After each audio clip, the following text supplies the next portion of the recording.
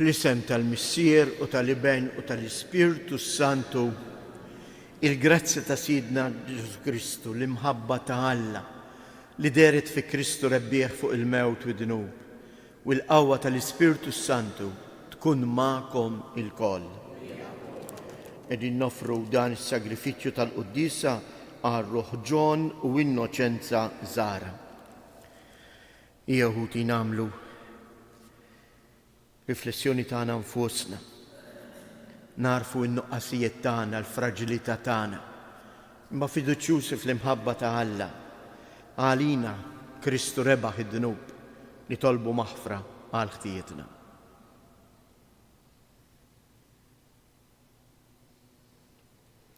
Mulej ħniena, Kristu ħniena, mulej ħniena.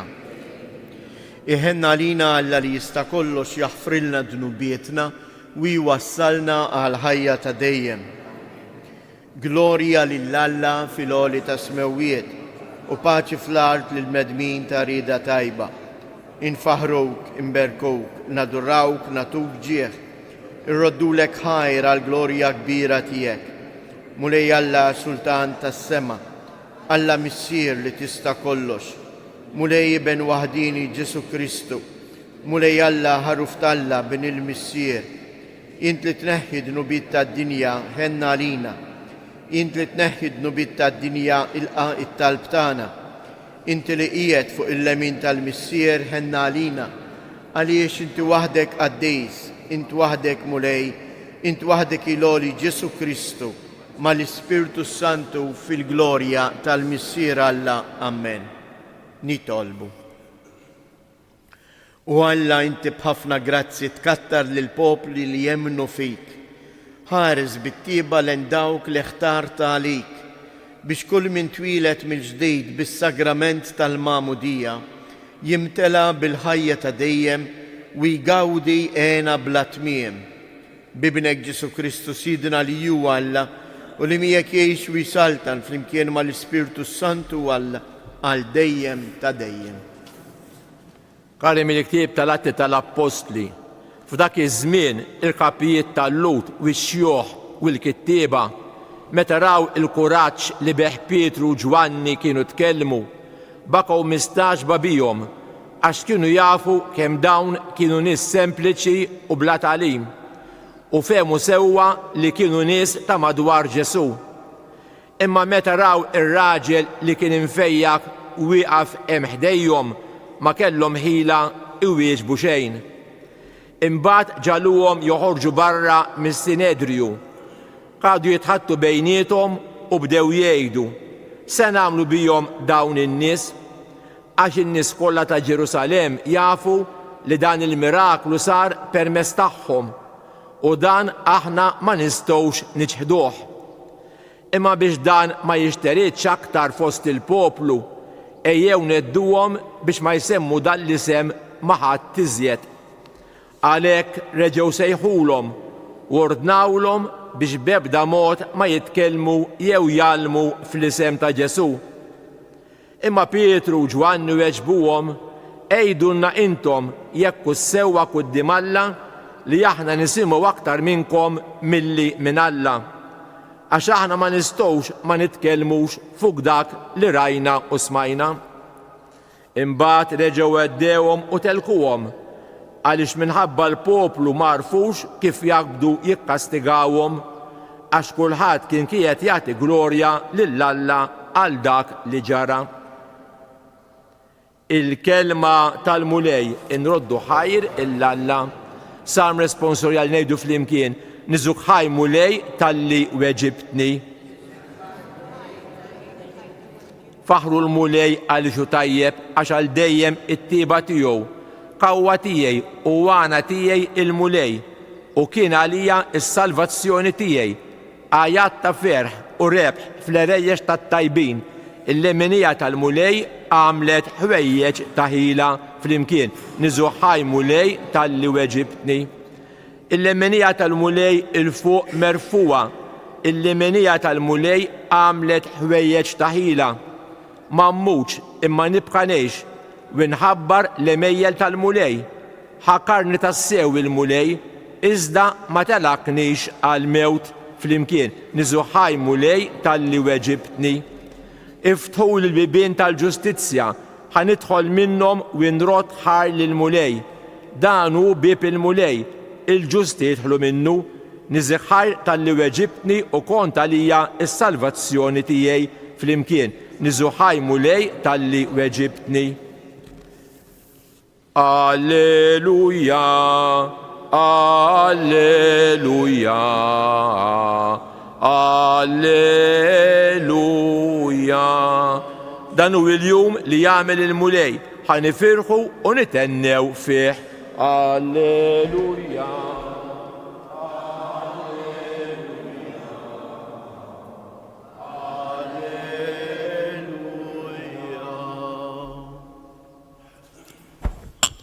Il-mulej ma'kom. Qari mill-Evanġelju skont San Mark. Wara li qam mill-mewt fil-għodu kmieni fl-ewwel jum tal-ġimgħa, Ġesu der l-ewwel lil Marija ta' Magdala li minna kien keċċa 7 xjatin. Dejn marret ħabbar kollox lil sħabu li kienu qalbhom sewda u jibku. Imma dawn meta semmewha tgħid li ju kien ħaj u li ratu ma jemminuwiex. Wara dan huwa wera ruħu taħt sura oħra lil 2 minnhom u huma sejrin bil-mixi lejn ir-raba.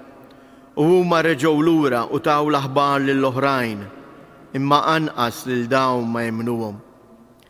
Fl-aħħar wera ruħu lil 11 stess waqt li kienu fuq il-mejda u ċanfarhom tal-li kienu nieqsa mill-fidi u hekk rashom jibsa li ma jemmnux lil dawk li kienu rawh wara li qam mill-imwiet. U qalilhom: morru fid-dinja kollha xandru l-Evanġelju lil-ħolqien kollu.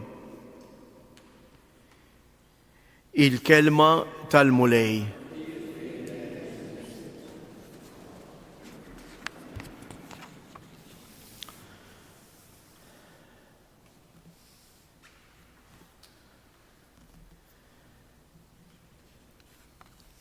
Il-qari tal-lum eżjes id-dur kollu ma' kelma waħda: morru xandru. Ejdu lil kulħadd dak li jagħmel magħkom il-mulej. Anke s-salm: faħru lil-mulej għax hu tajjeb għax għal dejjem it-tieba tiegħu. U forsi dan huwa nuqqas kbir tagħna kollha kemm aħna.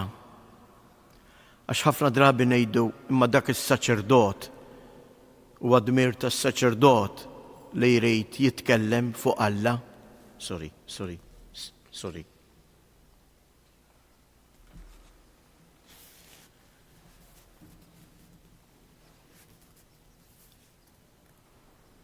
Imma dmir li nxandru lil Kristu huwa dmir ta' kull wieħed u waħda minna. Nirriflettu ftit. Kemm drabi, kemm paroli żejjed ngħidu. Fuq kollox nifhmu, fuq kollox imparlaw, imma mbagħad nistħu nitkellmu fuq il-mulej Ġesu. Kemm minna kollna ċans, intom pereżempju ġenituri, li ssejt mument ma' wliedek u titkellem fejt fuq x'għamel il-mulej f'ħajtek. Kemm il-mulej mexa miegħek, kif inti dejjem tlabtu u hu sema talbek. Dini jeżjes l-esperjenza tagħna, anke l-Vanġelu tal-lum. Ġesu innifsu meta jidher li 12 iċanfarhom għaliex ma jemnux dak li lilhom ġie mħabbar minn oħrajn. Minn oħrajn li jagħmlu esperjenza ta' Kristu f'ħajjithom.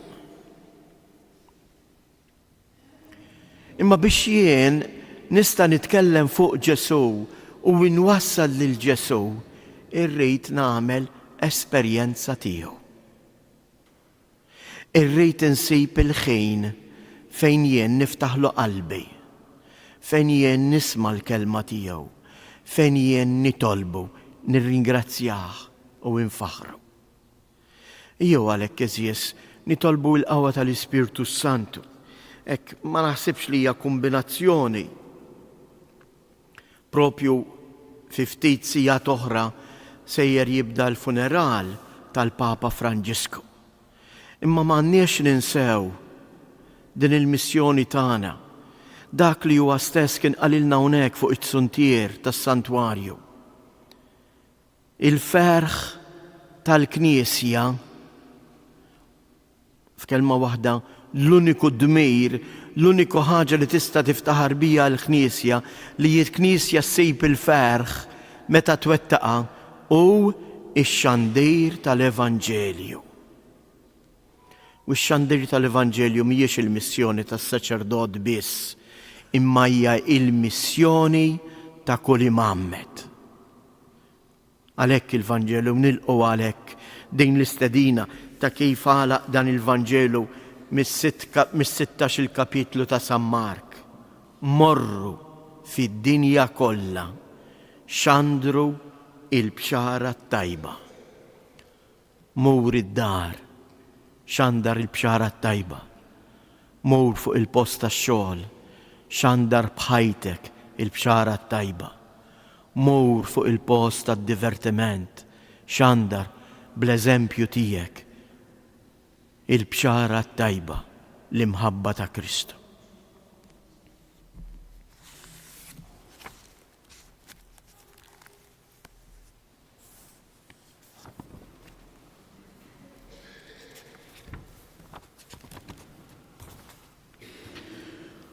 Ħuti eżies ejjew nifirħu għas-salvazzjoni li l-mulej Marja tina.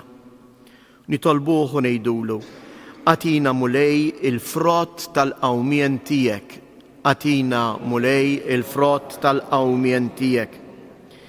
Nitolbu għal-Papa Franġisku, għatieħ mulej frott il-qawmien tiegħek il-premju mistħoq għat mexxija ta' raj li kjamel fuq dina l-art. Nitolbu, għatina mulej il-frott tal-qawmien tiegħek. Għal-Knisja biex tkompli xandar l-aħbar it-tajba tas-salvazzjoni kollha lill-bnedmin kollha. Nitolbu għal-bnedmin ħutna li huma maħqurin minħabba x-xhieda tal-verità u l-impenn tagħhom biex jitħarsu d-drittijiet fundamentali ta' kull bniedem. Nitolbu għal-morda tagħna biex inqawwijin mis-sagramenti u mill-imħabba ta' dawk li jieħdu ħsiebhom jitfarġu fil-ferħ ta' Kristu r-xost. Nitolbu għall-komunità tagħna biex tifhem id-dmir tagħha li xandar l-Evanġelju. Nitolbu fiskiet inresqu t-talb personali tagħna.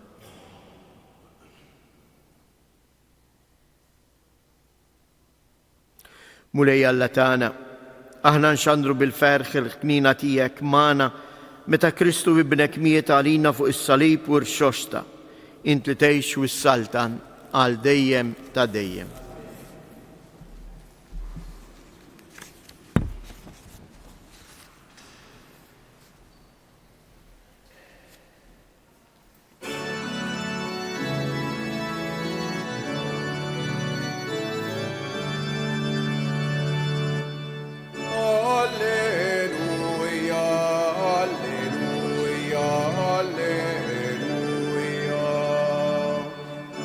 Alleluia,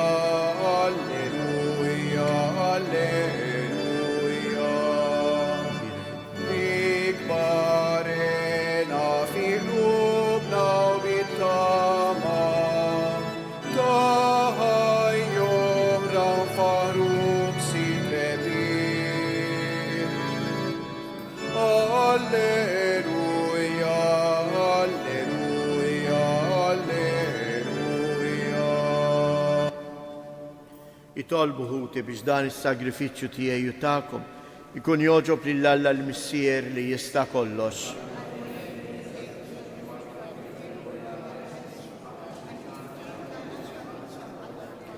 Għatina mulej li dawn il-misteri tal-għid iqanqluna dejjem ħalli nroddulek ħajr biex il-fidwa li tajtna tibqa' taħdem fina bla qiegħda u tkun għalina għajn ta' ferħ bla tmiem bi Kristu siedna. Il-mulej magħkom. Nerfgħu lubna il fuq. Niżżu ħajr lill-mulej Alla tagħna. Sewwa u xieraq tas-sew mulej tajjeb u taġi tas-salvazzjoni tagħna li dejjem nistqarru l-glorja tiegħek iżda ferħ akbar inxandruha f'dan għal-jum li fih ġie sagrifikat Kristu, il-ħaruf tal-għid tagħna.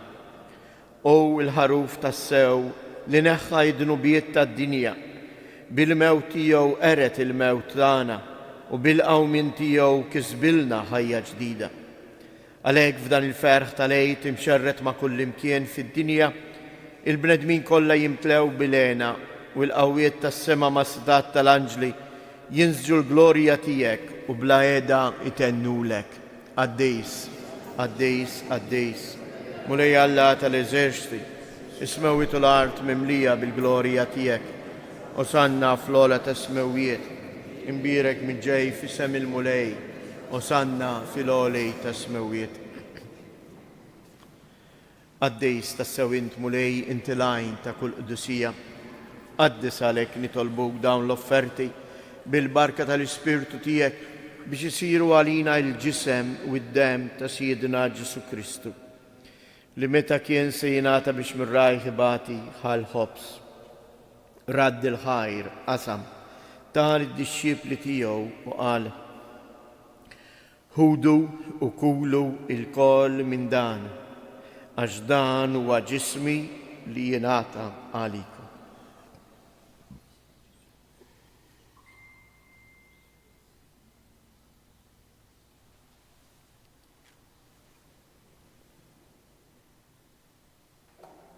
Ekku koll wara li klaħal kalċi, reġerad il-ħajr, taħal id-dixxiepli tiegħu u qal: Ħudu u xorbu minnu il-koll, għax dan huwa l-kalċ ta' demmi tal-patt il-ġdid li jibqa' dejjem. Id-dem li jxirrit għalikom u għall-bnedmin kollha għal maħfra ta' dnubiet. Għamlu dan b'tifkira tiegħi.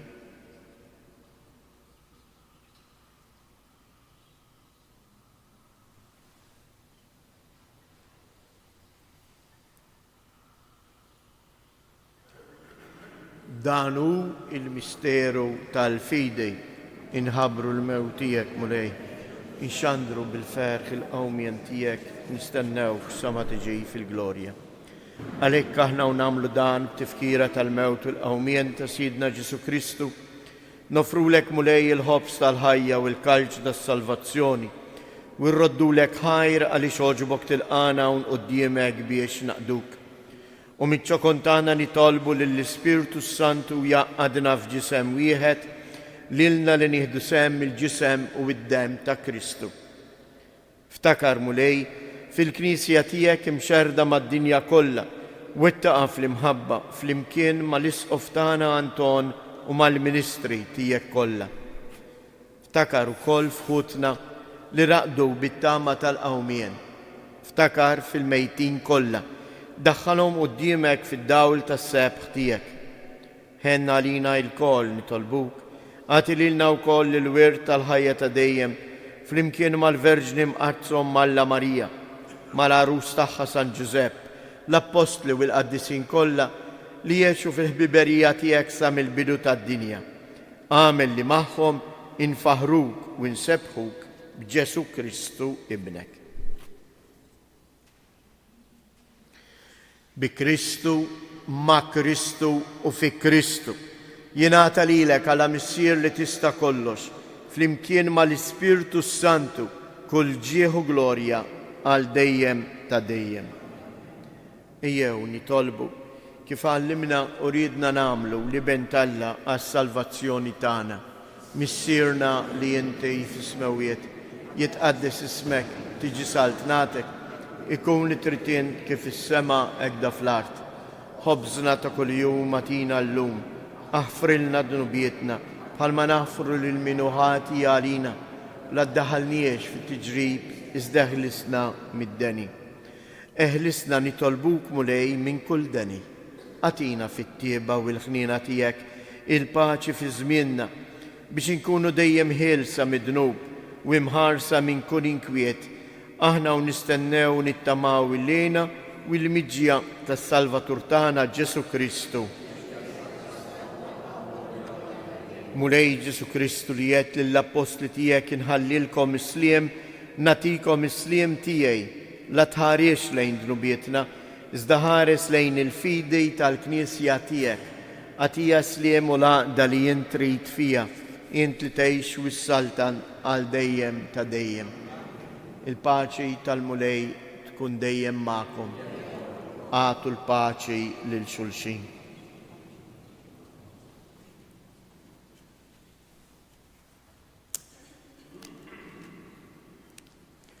Ħarruf ta' Alla li tneħħi dnubiet tad-dinja ħenna għalina. Ħarruf ta' Alla li tneħħi dnubiet tad-dinja ħenna għalina. Ħarruf ta' Alla li tneħħi dnubiet tad-dinja għatina il-paċi.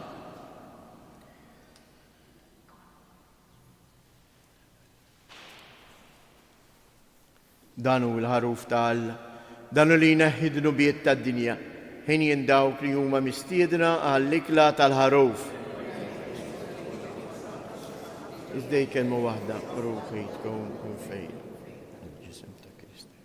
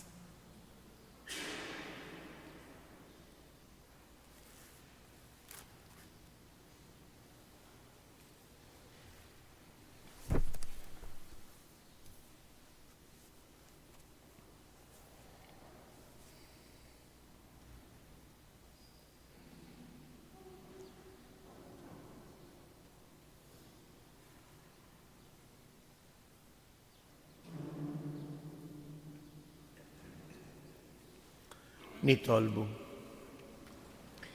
Fit-tieba tiegħek mulej ħares lejn il-poplu tiegħek u bħalma oġbok iġġeddu bil-misteri tal-ħajja ta' dejjem, għatina wkoll li jasal fil-qawmien mill-imwiet f'ġisem imsebbaħ bin-nuqqas ta' taħsir bi Kristu Siedna. Ngħidu it-talba b'suffraġġju għal Papa Franġisku.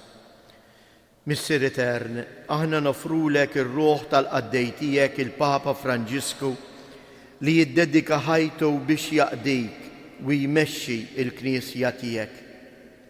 Għatih mulej il-mistrieħ ta' dejjem u id-dawl ta' dejjem jiddi fuqu. Ħajjitenna fil-preżenza tiegħek fix-xirka tal-qaddisin u ta' dawk kollha li telqu qabilna bis-sinjal tal-fidi bi Kristu Siedna. Il-mulej magħkom. Iberikkom Alla li jista' kollox, il-Missier, l-Iben u l-Ispirtu Santu. Morru u għejxu fil-paċi ta' Kristu.